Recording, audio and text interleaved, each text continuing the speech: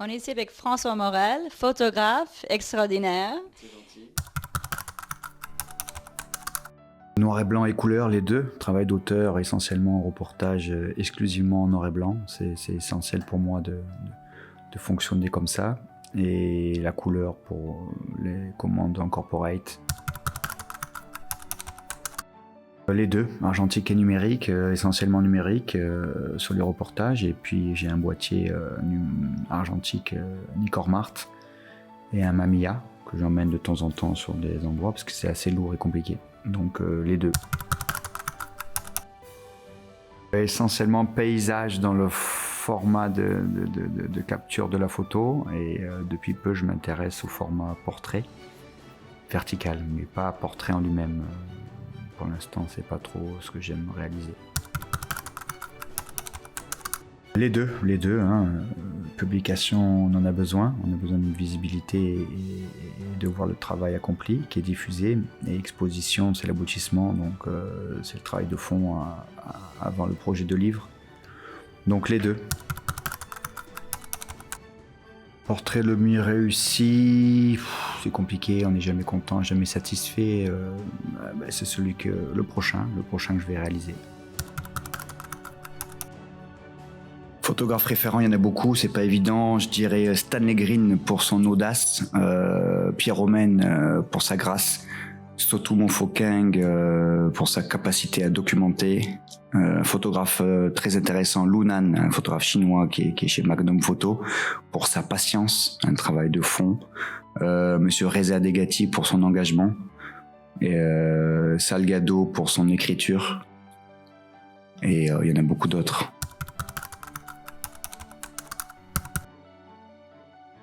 Il y en a eu plusieurs, donc c'est assez compliqué. Sur une quinzaine d'années, le plus marquant, c'est l'Afrique du Sud de 2015, Johannesburg. J'ai frappé par des attaques xénophobie dans la nuit, donc suite à un écho d'événements qui avait déjà démarré en mai 2008. Donc xénophobie, c'est violence interethnique entre voisins et pays frontaliers. Donc l'Afrique du Sud est frontalier avec 5 pays, donc il faut comprendre la situation assez dangereuse. Donc en 2015, je suis là-bas et le matin, Johannesburg est pris de feu avec des attentats, des meurtres sanglants et ça part sur Durban et toutes les villes avoisinantes. Donc il y a plus de 60 morts en presque une semaine. Donc moment très très compliqué à gérer. Et je me retrouve une chance inouïe hébergé chez Sotomo Foking, un grand photographe de l'apartheid. Donc, grand moment. Donc, une des pires conditions de reportage, puisqu'après, on a dû aller à Soweto. Et on a senti vraiment une violence incroyable là, pendant cette période. Donc, un reportage un peu noir, donc voilà, qui reste quand même dans les mémoires.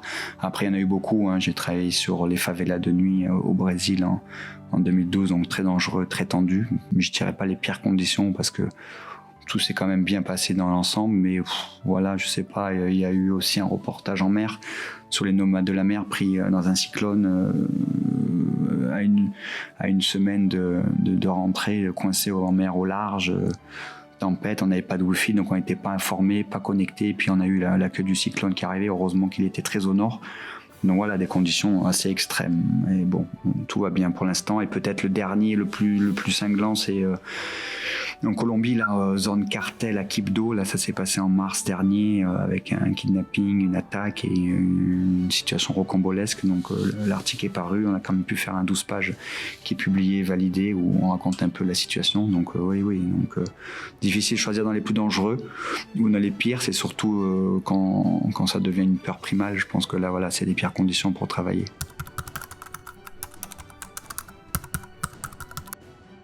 Dès le début de mon travail photographique, j'avais envie de porter mon attention sur la mobilité sociale, sur les assignations, les mobilisations culturelles, ethniques et raciales, et avec une attention particulière sur les fêtes religieuses, le carnaval et l'identité spirituelle qui a été transgressée et puis souvent mal expliquée et mal connue. Donc pour moi, c'était important d'aller voir qu'est-ce qui se passe. Et donc j'ai commencé d'ailleurs mes premiers travaux au Bénin et à Port de non-retour à Ouida. Et puis ça m'a amené au Brésil. Donc Meilleur souvenir, meilleur moment extraordinaire, c'est le carnaval. Faire un carnaval au Brésil, j'ai la chance de rencontrer la directrice de production d'une grande chaîne de télé et je me retrouve là-bas à 30 ans accrédité full option sur un carnaval. Donc je suis au cœur du Sambodrome, comme on dit, à Sao Paulo. Il y a 100 photographes accrédités au monde, donc une chance et un privilège merveilleux, donc un moment de catharsis incroyable.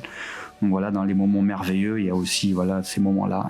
Donc puis il y en a plein d'autres, je dirais, si je dois choisir Maroc au Palais des Congrès, aussi à Marrakech pour la COP22 où je suis conférencier pour l'ONU, je viens présenter mon travail et je gagne un titre, un prix. Donc voilà, c'est aussi des moments qu'il faut souligner parce que c'est pas essentiellement pour l'ego, pour le travail, on en a besoin. C'est quelque chose qui finalise un travail, un aboutissement et une forme de reconnaissance. Donc voilà, ça c'est des grands moments où on est là aussi pour parler de son travail en public. C'est un autre chemin, c'est une autre action. On fait aussi de la photo engagée, donc militantiste pour ceux qui ont envie de mettre une étiquette sur quelque chose, mais on fait un travail qui a du sens dans ce qu'on a envie de croire en tout cas. Et donc à un moment donné, s'il a un impact et qu'il y a un public, ça donne beaucoup d'espoir et beaucoup de joie.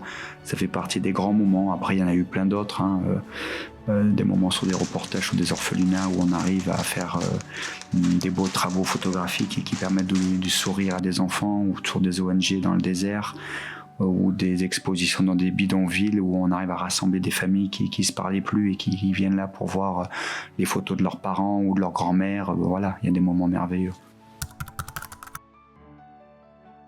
Préserver, de protéger nos peuples premiers, nos tribus, ce monde ancestral rempli de sagesse, dans un moment de l'histoire où l'uniformisation et la standardisation à outrance nous permet de perdre vraiment nos valeurs. Donc protégeons ces derniers peuples sacrés qui sont aussi les gardiens de nos mondes secrets. Voilà, si j'avais un mot à dire. Et puis voir et apprendre à voir. Voilà. Merci.